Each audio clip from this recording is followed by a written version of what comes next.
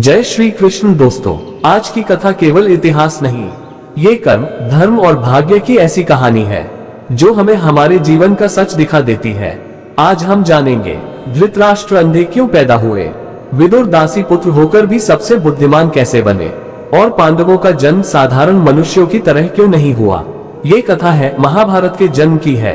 हस्तिनापुर के राजा थे शांतनु, उनसे जन्मे विचित्रवीर्य, लेकिन विचित्रवीर्य की अकाल मृत्यु हो गई। वंश चलाने की चिंता हुई, तभी महर्षि वेदव्यास को बुलाया गया। अंधे राजा का रहस्य। राजा विचित्रवीर्य की रानी थी अंबिका। जब वेदव्यास उनके पास आए, अंबिका ने से आंखें बंद कर ली। परिणाम, पुत्र जन्मा, लेकिन जन्म से अंधा।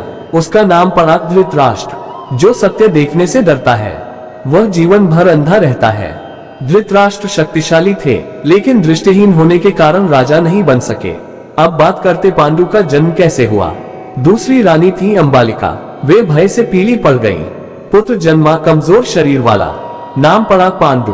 पांडु बने हस्तिनापुर के राजा। दासी पुत्र, लेकिन दिव्य आत्मा। वेदव्यास ने तीसरी बार संतान उत्पन्न की, लेकिन इस बार एक दासी से। जन्म हुआ विदुर का, लेकिन रहस्य क्या था। विदुर कोई साधारण आत्मा नहीं थे, वे यमराज के अंश थे, जिन्हें एक श्राप के कारण मनुष्य योनि में जन्म लेना पड़ा। इसलिए विदुर के पास अपार ज्ञान था, नीति, धर्म और सत्य के साक्षात रूप थे। राजा अंधा था, लेकिन दासी पुत्र सबसे बड़ा ज्ञानी निकला। पांडु एक दिन शिकार करते समय एक ऋषि को मार बैठे जो हिरण रूप में थे। ऋषि ने श्राप दिया, जिस दिन तुम स्त्री को स्पर्श करोगे उसी दिन मृत्यु होगी। डर के कारण पांडु वन चले गए। कुंती को मिला वरदान। कुंती को एक ऋषि से मंत्र मिला था, जिससे वे किसी भी देवता को बुला सकती थी। युधिष्ठिर धर्मराज का पुत्र, देवता धर्मराज यम, स्वभाव सत्य, न्याय, धर्म। भीम पवन पुत्र, देवता वायुदेव, शक्ति, अतुलनीय बल। अर्जुन इंद्र पुत्र, देवता इंद्र, गुण, धनुर्विद्या में श्रेष्ठ। नकुल और सहदेव, देवता अश्विनी कुमार, गुण, सौंदर्य, बुद्धि, आयुर्वेद। इसलिए पांडवों को कहा गया देवताओं के पुत्र। अब बात करते हैं पांडु की मृत्यु कैसे हुई। एक दिन पांडु अपने व्रत को तोड़ बैठे। श्राप के अनुसार उसी क्षण उनकी मृत्यु हो गई। पांडव अनाथ हो गए। हस्तिनापुर वापसी बीज बोया गया महाभारत का।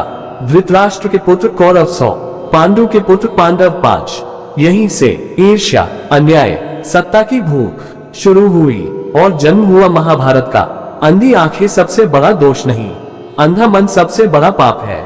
राजा अंधा था, लेकिन सत्य देखने वाला विदुर था और धर्म के लिए जन्मे पांडव अंत में विजयी हुए। अगर यह कथा आपको सोचने पर मजबूर कर दे तो समझिए ये कहानी सफल हो गई।